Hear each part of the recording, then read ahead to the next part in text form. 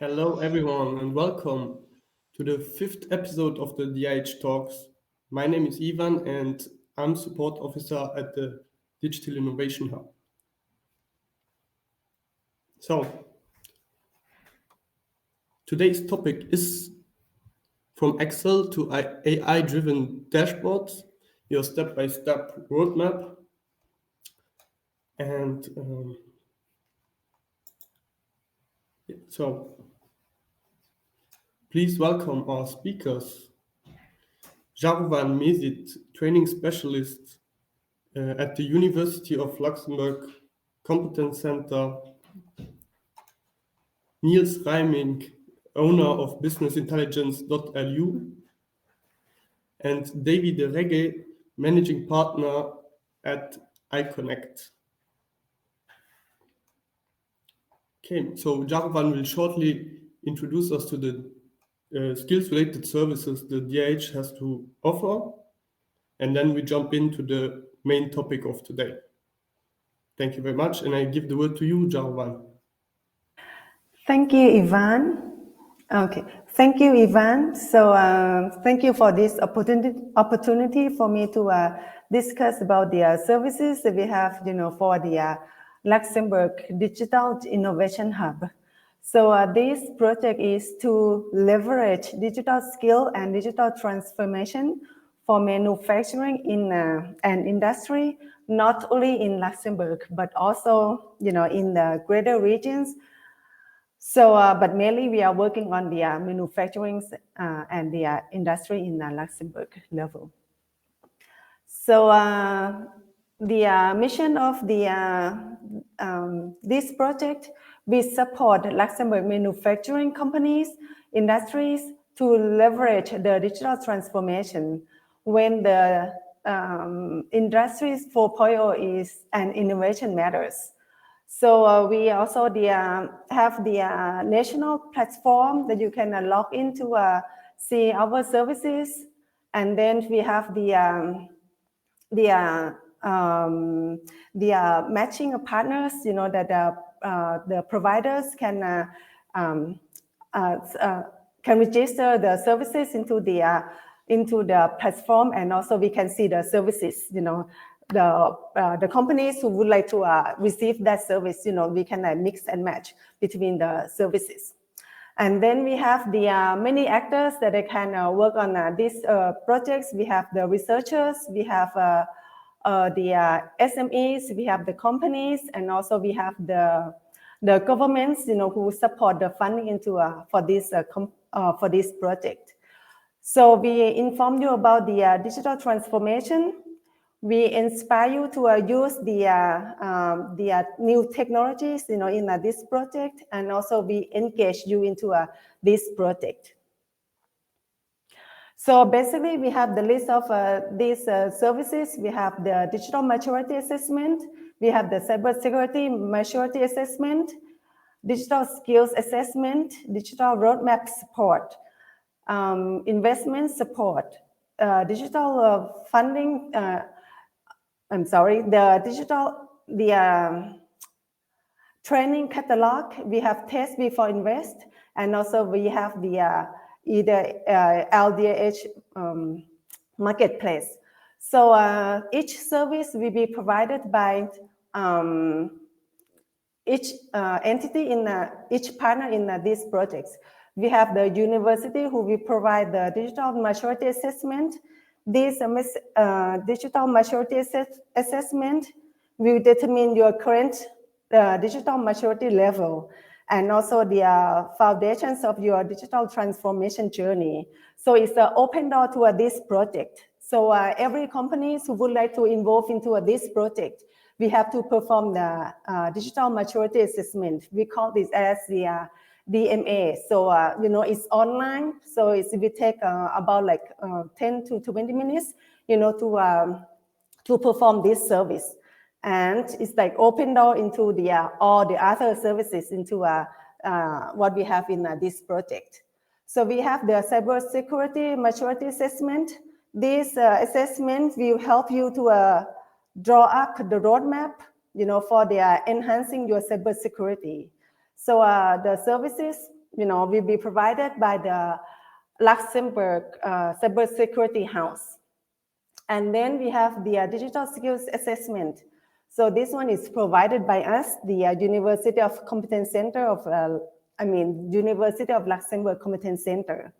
And then we have the digital service roadmap support. That one will be provided by Lux Innovation, and also the investment support. So we have the training catalog, by Competence Center, and also we have the test before invest provided by LIST. And then we have the marketplace provided by the Lux Innovation. So for the digital skills maturity assessment, or the SMA, we aim to assess the digital skills of your each employees.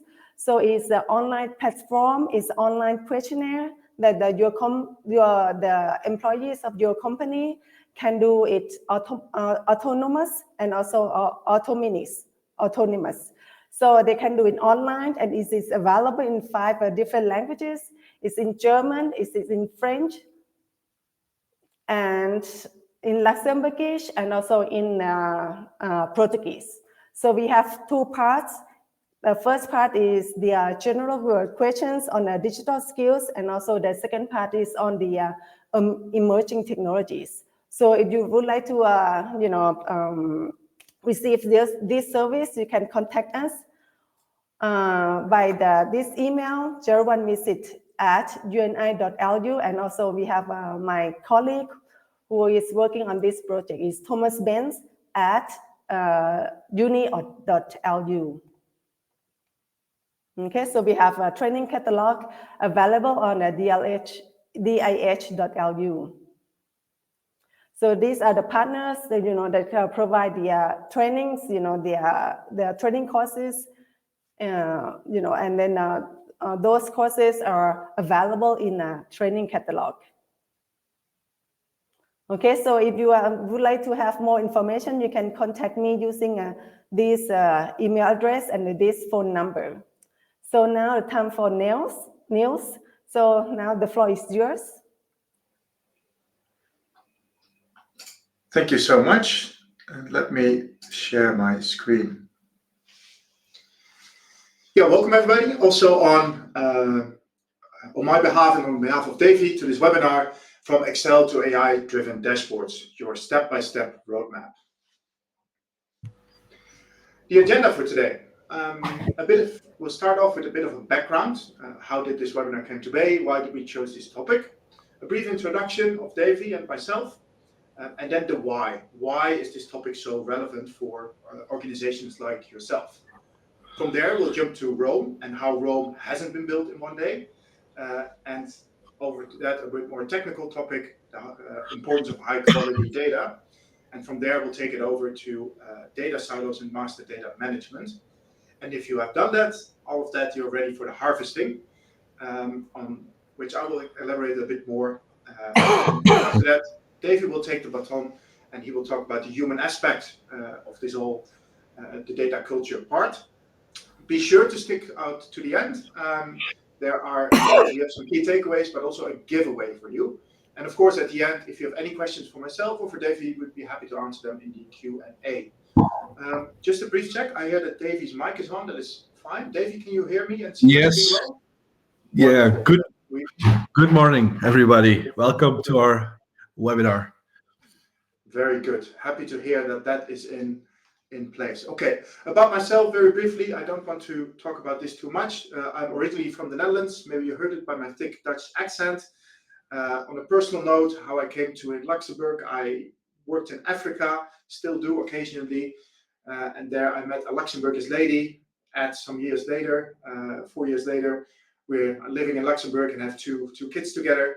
So that's how I ended up here. I founded businessintelligence.lu. We help companies to become more data-driven, specializing in Microsoft Power BI, Microsoft Fabric. And we have our office in the House of Startups supported by the Luxembourg City Incubator. And I've been self-employed in this area now for the past 7 years, some of that in the Netherlands, and now the last few years in Luxembourg.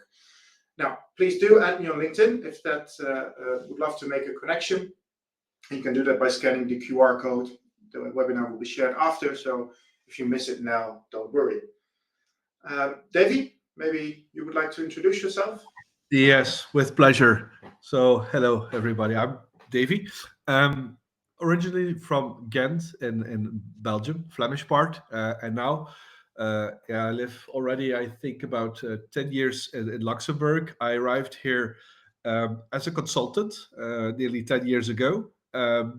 Did a very nice project here with one of the largest manufacturers here, and as life is good and there are a lot of things happening on the tech scene in Luxembourg, I decided to stay. And so now, since 2 years now, I am managing partner at iConnect. iConnect is a company that helps other companies with their transformation challenges, with project delivery challenges, change management challenges, and so on. So we want to leverage the technology to create more efficiency and empower people to focus on the things that really matter for your business to make your business grow. So in the company we have, let's say, from my behalf, more than 20 years experience in complex transformations in SAP, Oracle, Microsoft environments, on-premise cloud platforms, ERP, analytics, AI, machine learning projects. So I had the chance to experience quite some different projects in different roles. So up until program director. So and feel free to link up via LinkedIn. Up to you, Niels. Thank you for that introduction, Davy. Now, a bit of a background on why we feel this is a hot topic at the moment. And I'd like to start with an inconvenient truth. And often when I see that AI tools, whether it's a dashboard or other tools, they're marketed, and they use state-of-the-art features on pristine data, and it's a top-notch environment, and everything works fabulously there. Great, but that's usually not the case for day-to-day businesses. So when I go to clients, 95% of companies, they have significant work to do in data management. And you have to understand, that's really key to this topic, that the AI or the ML, how you want to call it, they're only as good as the data that they're built on. So if your data is not of a certain quality, on that a bit more later, it's not going to work for you. And there are no shortcuts. You can't skip data quality, governance, or integrating your systems. And if you think that AI was going to fix that, well, yeah, tough luck, not yet. Maybe in some years, but in the foreseeable future, you will have some work to do in governance and data quality, data management to utilize these tools well. But if you have done the groundwork, then the fruits of AI, they are ripe for the picking. Now, I believe that we all agree that technological developments are accelerating rapidly. And I think this has been an opener for a sheet for the past 10 years. And it keeps coming. And the current topic is that AI seems to be at the center of everything. And the pressure to go digital is higher than ever. Very much true. But what we observe is a digital divide. So on the one hand, Luxembourg invests 112 million in the Maluxia super AI computer. Great, super. But on the other hand, I see still that medium-sized, large-sized companies, they don't use the data. Feelings are made on a gut feeling only. And that's not necessarily a bad thing. Great companies have been built on gut feeling. But towards the future, it might be more sustainable to have your decisions backed up by data. And a lot of manual copy pasting from the one system to the other system. And that is quite an error-prone and time-consuming process, and not suitable to leverage the power of AI. Now, I also believe that the time to act is now. The competition knows that innovation is not optional. Those are my words, and the words from our Minister, Mr. Lex Delles, are: a company without AI will not exist tomorrow. Very bluntly, put that forward in March this year. So there's a certain urgency to act, I believe. I hope you've gotten it so far, but this webinar is for companies that haven't fully embraced digital tools yet, and they want to make steps toward more efficient operations. And I see that I need to track my hours. Davy, would you care to Yeah, elaborate a bit so- further on the background? Yeah, last week I was present in the lovely event of the Luxembourg University, their S&T Partner Day, and I had the honor to talk to a lot of people. But there was a nice, interesting presentation of John Abel, the CTO of Google Cloud here in Luxembourg, and yeah.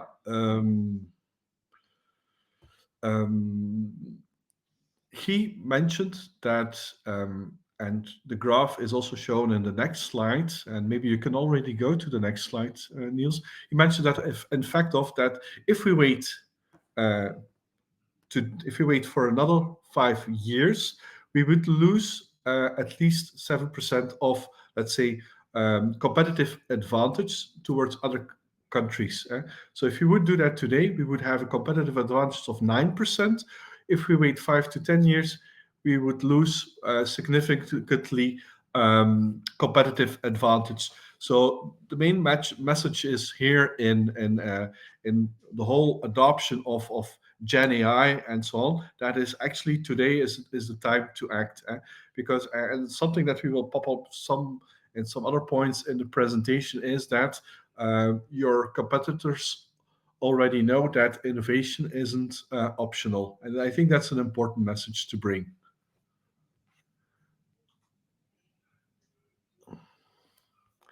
So looking at, let's say, the business case for an AI-driven dashboards. So I shared three things that I think that makes the business cases basically the strategic asset, the enhanced decision making, and actually those two are already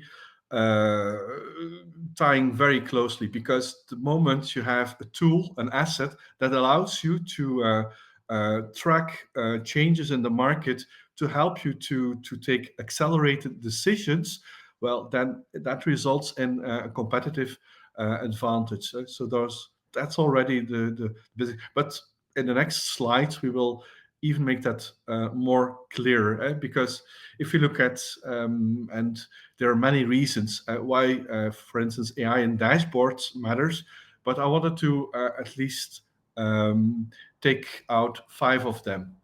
So in first one is handles complexity at scale, meaning data is getting bigger and bigger and bigger. So it's more difficult to grasp what really matters, and AI can help you to scale that a bit, in that sense that it helps you to analyze, scan the data, find patterns, and so on. Natural language interactions. Well, we are doing a finance transformation at a customer, and there we are implementing Sensible AI, which is a component of the tool we're implementing. And it allows the customer or the finance department to just ask questions.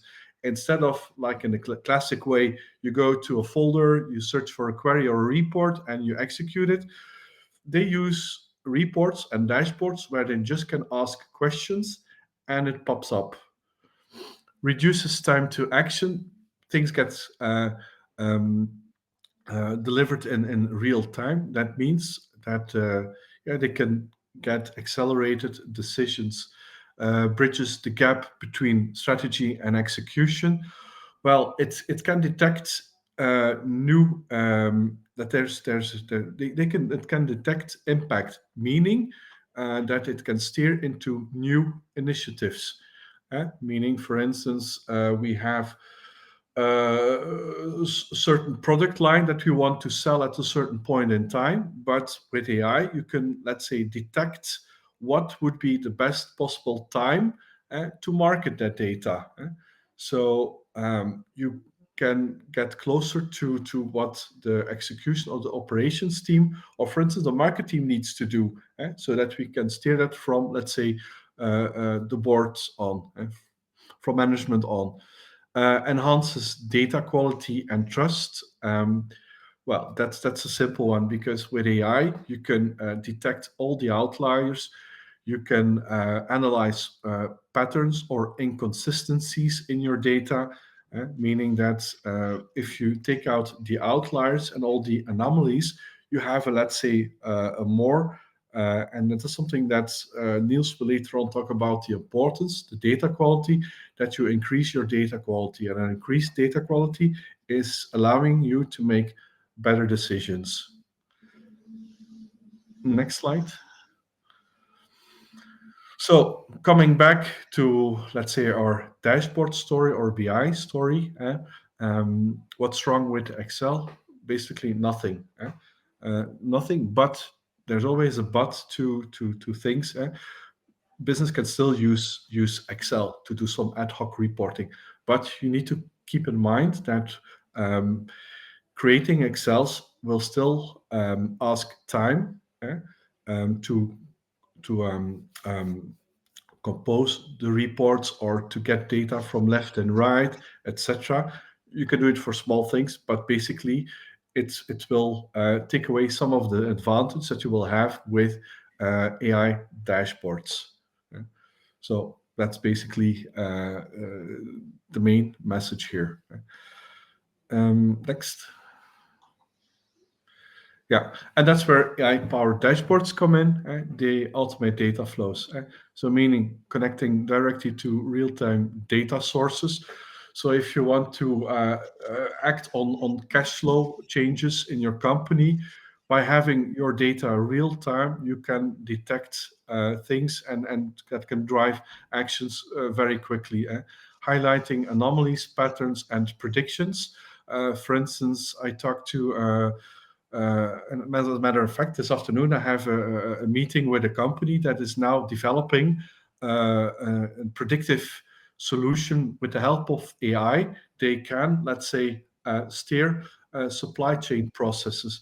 They can help to in transportation management to predict or to better predict when goods are going to be delivered based on several data sets. On traffic information, on whatever parameters that are valid to predict a certain outcome and to increase the efficiency in their supply chain processes. In enabling dynamic role-based exploration of data, well, you will have the CFO that will look at certain data, but next to him, it will be also the marketing manager that will know for what activities he needs to ask budget to the CFO, because he knows, because of information from with the help of AI, that he knows, okay, I need to focus my activities on that product line or on that segment of the market. And freeing up time for teams to focus on strategy and execution. Well, coming back to, and again, there's nothing wrong with Excel, but if you can have, let's say, standardized AI-driven dashboards, you're not putting time into collecting the data, composing reports, etc. So that means that you can increase the efficiency in your company and that you can focus on finding opportunities. Next slide. All right. Rome was not built in a day. Meaning that's what something is. It's something we recommend to a lot of customers. Meaning, start small, grow big. There's a reason for that. Many projects fail because they want to do too many things at once. So what we always recommend is we do two things at the beginning, and that's actually point 1 and 2. Let's focus on, let's say, either a pilot project, pilot or a pilot team where we work with the data on. And with that team, for instance, take finance department, where we have consolidation, FP&A, you have financial controlling, business controlling, you have all these different teams in your finance department. So trying to develop a reporting strategy or deploy reporting for everyone at once, it will be difficult. But if you start, for instance, with your top layer with the consolidation team, then you can start building trust in the company. You have a controlled pilot, And basically, what you do in the meantime, you build a scalable foundation. You look at the overall data model for the whole finance department as well. You make sure that you have your fundamentals to build on later as well. Engage stakeholders early. Well, change management is utterly important because sometimes you will have early adopters in the company, but you always have people that which is a little bit more difficult to jump on let's say the train of change. But there are enough methods that you can use to get people on board by using POCs, by using inspiration sessions, etc., to listen, to capture what they want, and to involve them into the story. And last one, iterate and expand. Yeah, it's well, if you set up a feedback, or you set up your pilot, or you roll out, for instance, in the example I used with console, first set of reports, you have already a learning path for the next phases of the project, and that is important. And I think next one is over to you, Niels. Yeah, thank you, Davey, for pointing out what advantage actually AI-driven dashboards can give to us, and how we can best get started with them by starting small and then expanding gradually on it. And of course, I completely agree with that. Otherwise, we wouldn't be hosting this webinar together. But there's some other things that you need to have in place before you can get to the good stuff, and we get there. Once again, we really want to focus on the things that are important to get you on your way. And those are not always the most, exciting things. Think about your data quality. You want that report, you want that AI. And we get that, but really there's some steps that you have to cover. Starting small, I would always recommend that. Don't baby steps. Anyway, another important aspect, a bit more a technical one, but I won't dive into the technicalities, the importance of high quality data. I will just give you a textbook example, which is very applicable, and I'm sure that it will sound familiar to many of you. Data quality has many dimensions. You can see them to the left there, but I won't go over. Let's a brief example. So completeness. Imagine you have a company that has a product, sells product. So there's a product database, and usually products are assigned to a certain category. Now imagine that there's a product which doesn't have a category assigned. So it has a price, but no category. Unique, so that data is not complete. Then uniqueness. Often you can see double products, but also double clients in the database with a different name, with the SRL at the end, with GmbH at the end, capitals, shortings, double clients. And there's accuracy. So for accuracy, you can imagine a CRM, a sales record, a sales opportunity, but the expected closing date is incorrect. It says that it should have been already closed, but of course, customers take more time to make a decision, so it should have been updated, so it's still in future. Now, these three simple data quality issues, they don't have to be a problem necessarily.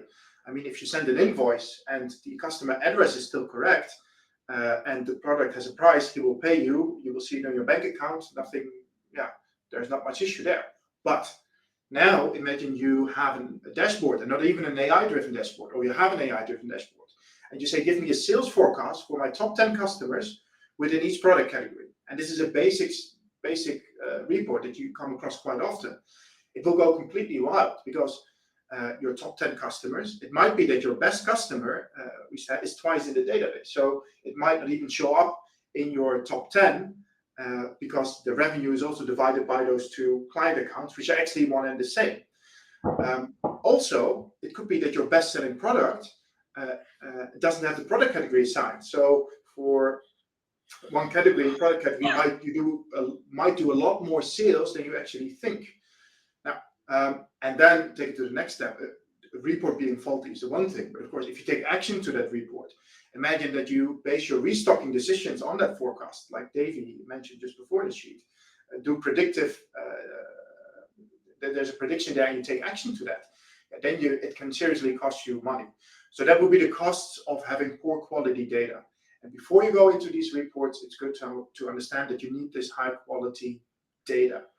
I just want to point out, it's a bit of a side note, do you have to start with a quality data assessment and bring it up to speed before you start doing with dashboards?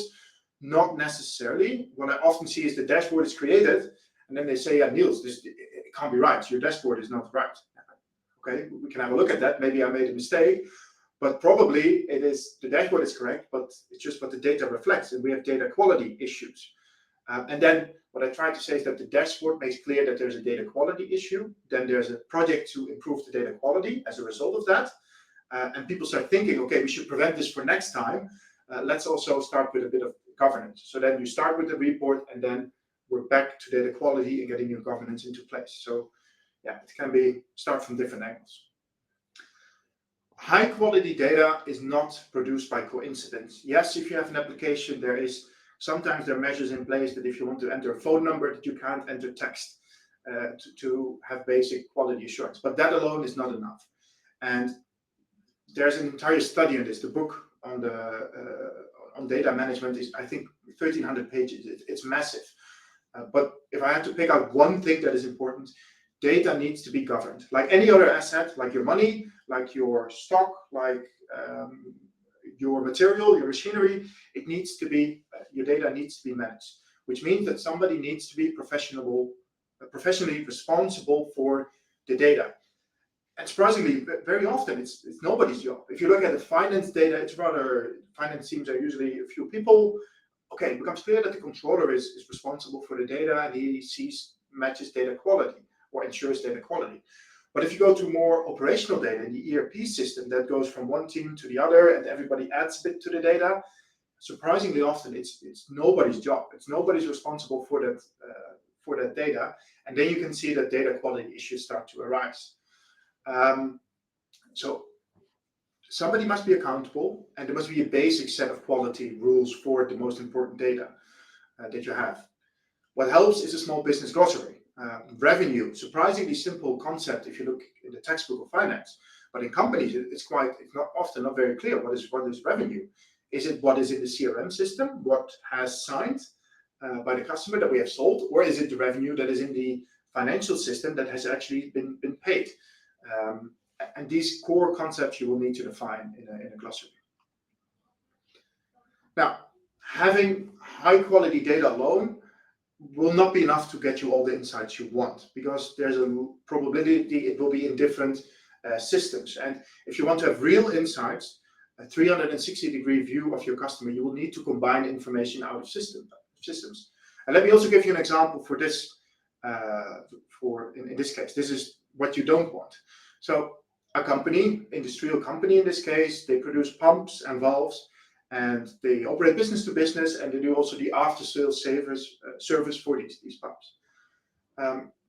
In their system, they have, going back to the data quality issues, they might have duplicate records with double customers in their systems, and also the spelling is inconsistent. You can see it here in the ERP system. It might be like Moeder GmbH. In the CRM system, it's Moeder Industries. Especially here with the SIL, something you come across to very often. These systems, they operate in silos, so they don't talk to each other. But now imagine that a sales representative is going to negotiate a large sell with a customer.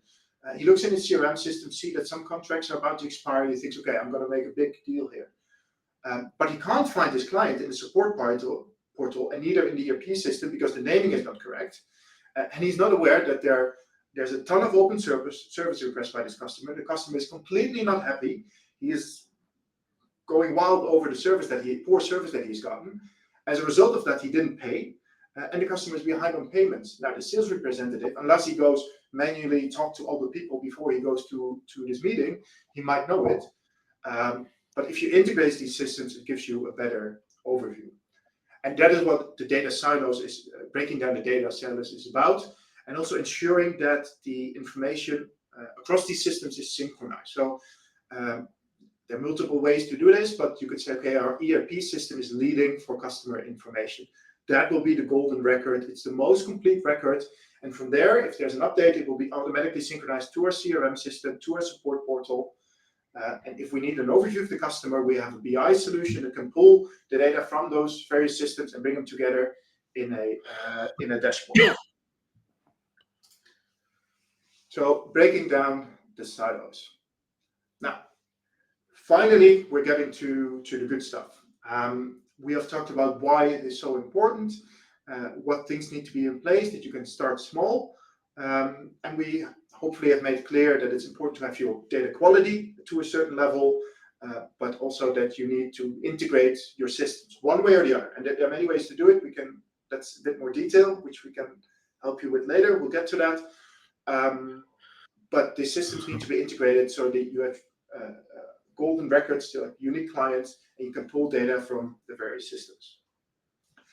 Now, if you have done that, you have done already 80% of the job, and it's fairly easy then to start using, and I'm not even talking about an AI-driven dashboard, but about, let's say, a Power BI dashboard. Because you've integrated, you know where the data lives, you know what data is in what system, the quality is consistently high throughout, and you understand its value already. So you have done a lot. Basically, what is left to do is then pull this information together in a report, sit down with the business and see what are the indicators that they need to make confident data-backed decisions. And just point out, you don't need flawless data. Nobody has that. Or complete governance program and a data quality manager hired. But a bit of the basic needs to be in place. But this webinar is called from Excel to AI-driven dashboard. And what we have seen so far is data-driven. So I hear you thinking, where does the AI-driven come in? Now, what is a good thing about the tool that I like to work with, is Power BI, is that Microsoft invested 13 billion in OpenAI. They bought a large portion of its shares, so I believe somewhere around 40 or 49%. And they're integrating that technology into their own, into Azure. So they're not using the external, that's I want to make clear, they don't use this external open public model to send data to, but the underlying technology, they integrate that, they incorporate that into their own Azure platform. So it's secured within that platform, as is your Office 360 or Microsoft 365 data. And they leverage that technology to have an AI assistant in their products. Now, the AI assistant in Microsoft Power BI is called Copilot. And that is basically the agent you are talking to. And I think this makes it a bit more clear. So what we see to the left is a pretty standard Power BI report. In this case, it's about monitoring transactions, cases, and resources. I plucked it from the Microsoft website, so I have no idea what this data actually means. But the interesting part is here to the right side. And if you have this Copilot enabled, which is fairly simple now, it's a subscription you need from Microsoft. If you have Power BI already, you can go to Fabric Capacity, which means it's a bit more premium subscription, which has become quite affordable, by the way.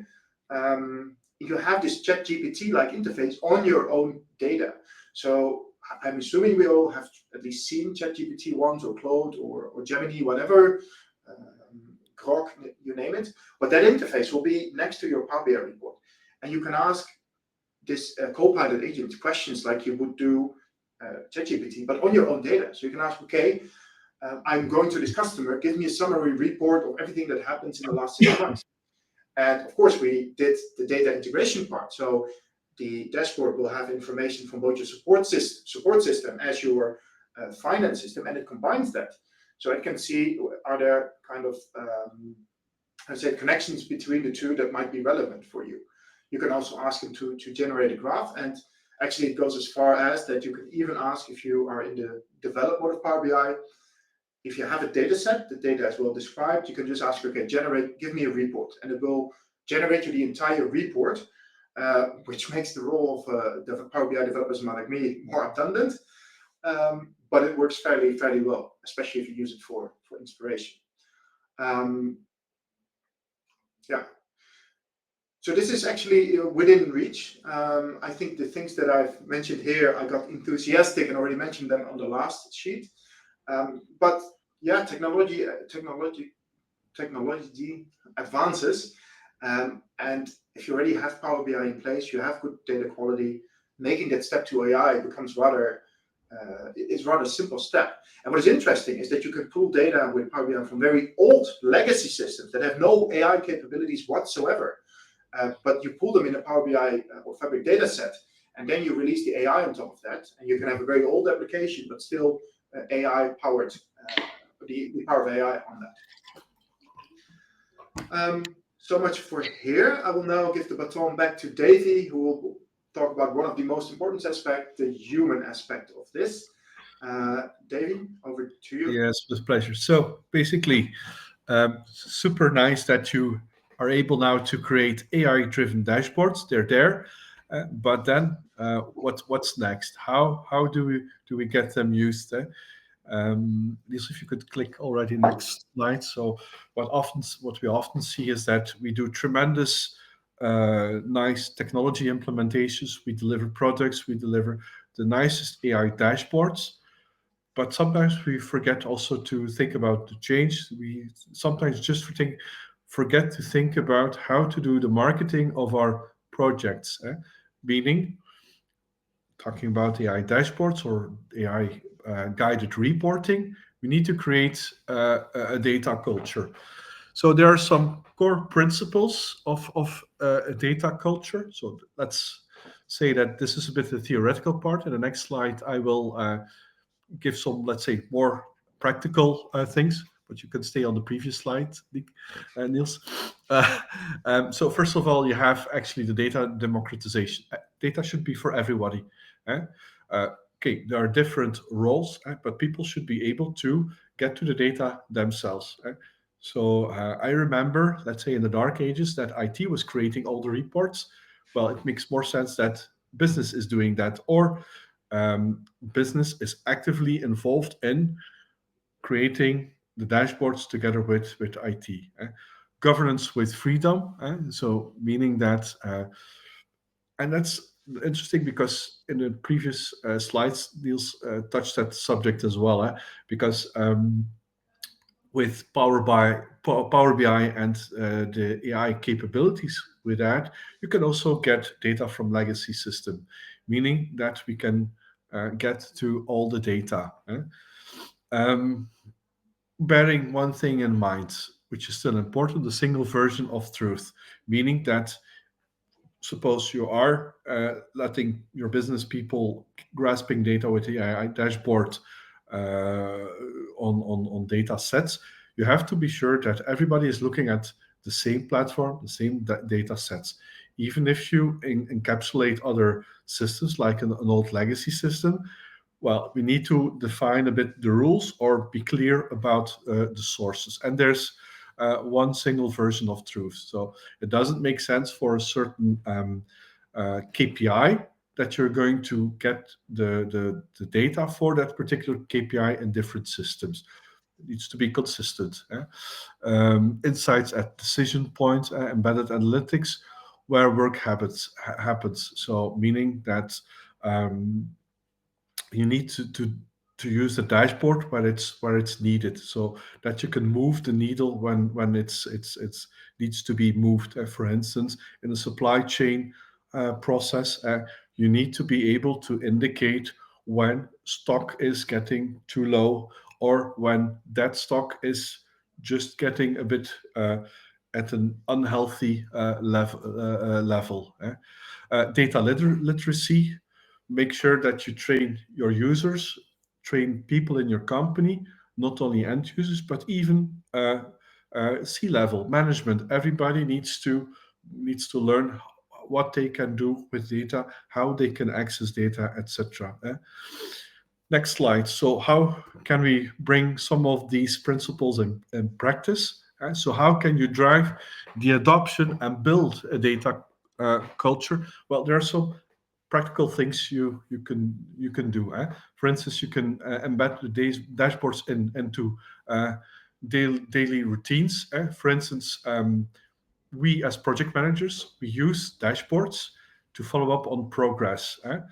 We use predictions when, for instance, certain developments will be ready, how the trend of testing is going, etc. But we use it in our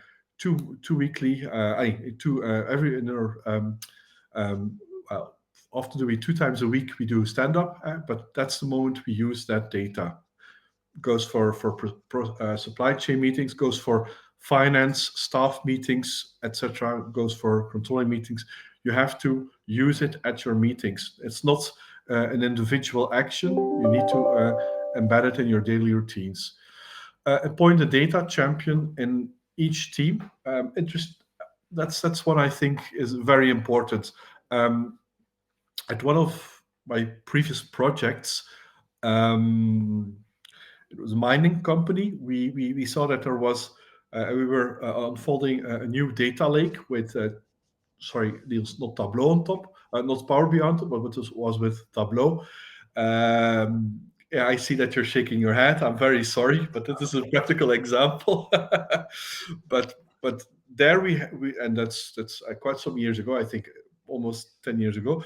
But we saw that there was one guy which is really from the business, which was really good with dashboards, and he was working together closely with IT to build things. He was building prototypes, pulled it over to IT because he know this is how I want my dashboard to work. And that actually influenced all the other members in the teams to think along with him to, okay, what do we want to see from the data? What KPIs make sense for us? And to what dimension or level of dimension do we need to drill down? Okay? So that is super important.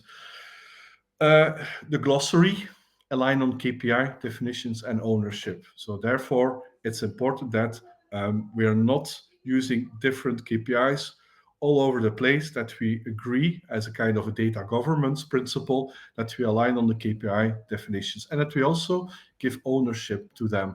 We go to every team lead of a certain team. Those are your KPIs. You guard them. It's you take the ownership. That's super important. Celebrate data-driven wins. Example. So in one of the finance transformations projects that we're doing, we had consolidation team were struggling and fighting to get all the figures reported during the closing, because the entity structure became very complex, meaning they had to work overtime, and sometimes they had to work during the weekend. But with the help of some AI-driven dashboards, it accelerated their work. They could do, let's say, more efficient reporting. They could tag all the many of late entry corrections were avoided, etc. So in the end, that's something we celebrate as a data-driven win. Simply access, if you need to log on, if you have to log on via different steps into a system, you disencourage your business user. So single sign-on, make it smooth and simple for everybody. And like Niels said, with the example with the ChatGPT-like part of the dashboard, well, making things easier to access and to use, you get more engagement of using your reports. Lead by example. Well, it's important. Change or culture always starts at the top.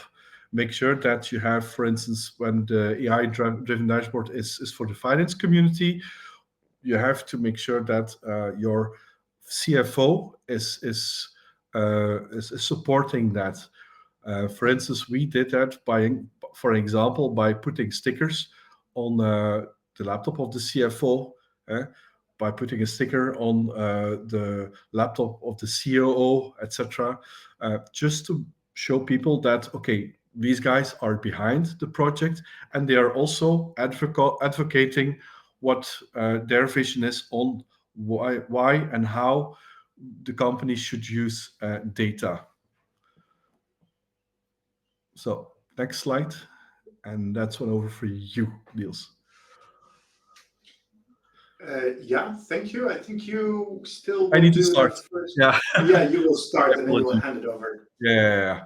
So basically, we wanted to present some key takeaways. Basically, we presented, I think, quite some things, but I think those are the 8 key items we would like you to remember. So now is the time to act, because your competitor knows innovation is not optional. That's why I also embedded the slide with, if you start now, you have a competitive advantage when gain of 9%. If you wait 5 to 10 years, it's only maybe 2%. Why gain or retain? Again, by using AI, you can have let's say, a strong asset that gives you accelerated decision making, more correct decision making, because AI, for instance, helps you to make sure that your data quality is free from anomalies and unclear patterns in your data.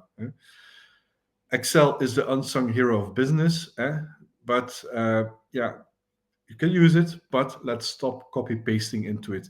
If you have, let's say, a clear plan or a POC for a dashboard, well, you should look at the option to use an AI-driven dashboard. Start small, grow big.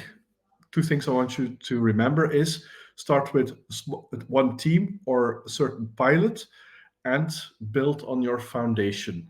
Make sure that even if you start with a small pilot or a project, that you already work as of the beginning to a sustainable future vision by building a sustainable platform, sustainable data model.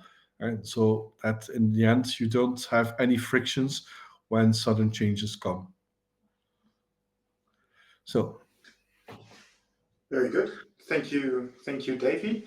Then there are some more technical things that just need to be in place. We've covered that. The high quality data, and again, it's not generated by coincidence. It's a result of proper data management. Most important part, somebody needs to be responsible for the critical data within the company, and to have an overview of a basic quality guideline on what this data should comply to. And actively manage that. And of course, a dashboard can help with that, to detect these anomalies, as David pointed out. Next one, isolated data. If you can't combine data, if you can't combine an insight from your support system and your CRM system, insights will stay hidden. Those systems need to be in sync with each other, and you need to know that you talk about the same entity, the same customer, means deduplication of records, and they need to be synchronized. So data silos will need to be tiered down. But if you have that all done, then the fruits are ripe for the picking. And then it becomes rather easy to create a report that will help you to make data-driven decisions. But with current technological advancements, it also has the power of AI into it that can even help you. You can do the analysis. You still should do that. We don't try to remove the human aspect here, but it's good. And this is how I use ChatGPT as well, to have that assistant, like, hey, what do you think about this? Or did I miss anything? And that is something that really has come within reach now. And it's last but definitely not least, the data culture part. And it's actually David's topic, but let it put me in my own words. It says it here, data-driven decisions require data-driven people. You can have the best report, you can have the highest quality of data, and all your systems can be in sync. But if that user doesn't open the dashboard and uses it in its daily routine, your effort is lost. So since this is a change process, people have done certain things maybe for a very long time.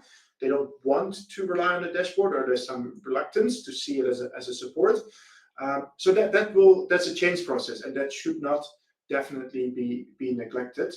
And one of the wonderful ways to do that, I see we have a few more minutes still, is democratizing data. And there AI can even come in providing the data to the users, to the business, because they know what is best. The data is of high quality, it's integrated, there's a glossary. So users, go ahead, make your reports.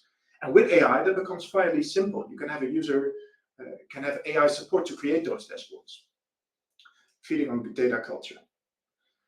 Now, after we said we have a takeaway, we also have a giveaway. You gave us an hour of your time. We would like to return that favor. And we do understand that there are many ways to Rome. And on top of that, everybody starts from a different place. That means that every company has its unique challenges in becoming more data-driven. and some of the high-level concepts that we have covered here, yeah, it's not immediately clear how that applies to your organization. So, as a thank you for attending, Davy and myself, we would like to offer you an 8-hour insight and roadmap session.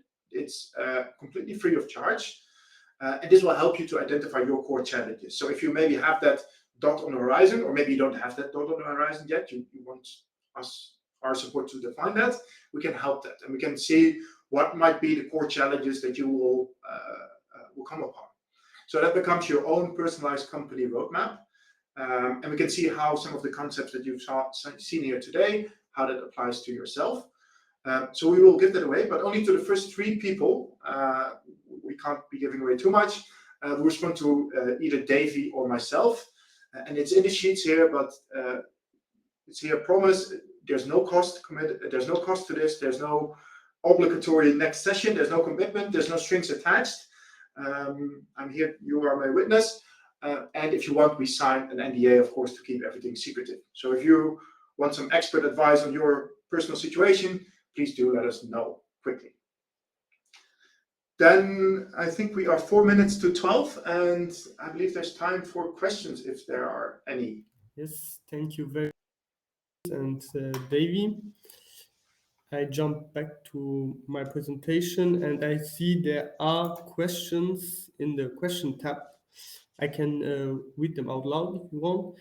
The first question from Luigi. Is there a reason to prefer the Dharma approach instead of using ISO 8000? Shall I take this one? This was on my sheets. I think Davy is very well qualified to do so. No. I think, especially if you start with this, have a system in place, some of the core concepts, and you can't apply the entire Dharma or ISO in the beginning anyway. But take away the core concepts and start thinking on that one. I don't think the one is either better than the other. Of course, if you analyze an entire company and both methods, you could say, okay, this one is a bit more preferable. But if you stick with the core concepts, those are universal and they apply to every company. So no, I wouldn't have a preference in that. Thank you very much. Next question from Peter. Would you recommend the unified cloud data platform approach to support the single version of truth? And would you recommend a specific data architecture approach, data lakehouse, data vault, data fabric, data mesh, etc.? I will take that one. I can keep the answer very short, and it will be a very consultant type of answer. And I would say it depends. So I need to know your specific situation because, yeah, there are different things that would tie to support that single version of truth. And in terms of data architecture approach, yeah, it can be different ways. Therefore, it's difficult to answer. There's no single solution. So, but we can give the proper recommendation if you know the specific context. Then we can do that and say, okay, in your case, this should be the way to go, or at least those are the 2 options that you could go with. This one recommended based on let's say quite some years project experience that we can help you to find that out. Exactly why we offer the 8 hours, so we have a better understanding. I can't promise you we solve then the entire architecture issue, but at least we can have a bit of an overview of what possibilities you might be looking at. Okay, thank you. The next question, and I think that will be the last question because we're running out of time. But in case you have any other question, please feel free to drop the question there, and we will try to answer your question in the follow-up mail that follows, like probably today after the session. Next question is, under the AI Act, dashboards that influence credit pricing or HR decisions may be high risk. How are you documenting data lineage and human-in-the-loop controls to stay compliance ready? Niels, I think Niels, I propose we take both this question. I will go first. Basically, AI is not ChatGPT that you throw out in the open. It's dedicated platforms where you put your data, your learning models, etc. in it. Basically, how you retrieve the data goes with any other reporting project in the company. You shield it with roles and data authorizations. And you make sure that you have a proper segregation of data in your architecture. Yeah, and maybe to add upon that, if you, from a more technical side, what you could do, I would recommend to have a solution in place for that, depending on the size of your company. If you look at the Microsoft stack, there's now Microsoft Purview, which can do your data lineage, data quality. You can assign data, who is responsible for it. There's a glossary, basically the complete set of solutions you would need. If you are not too much a fan of the Microsoft stack, you can also look at open metadata to have that as your governance platform to have it in. But having such a glossary is a good thing. You can start basically with a document somewhere shared. Next step would be definitely a glossary or a platform. Okay, thank you very, very much to you, Niels and Davy. It was a really, really interesting presentation, and also a big, big thank you to all of you for joining in. I would say you stay tuned for the next episode. If you scan the QR code, you will land on our event page where you can register for all our future events. The next episode is the episode 6, user-centric design. Thank you really much again for joining, and I hope we see you all also in the next session. Have a great day, and bye-bye. Thank you all. Bye-bye. Thank you.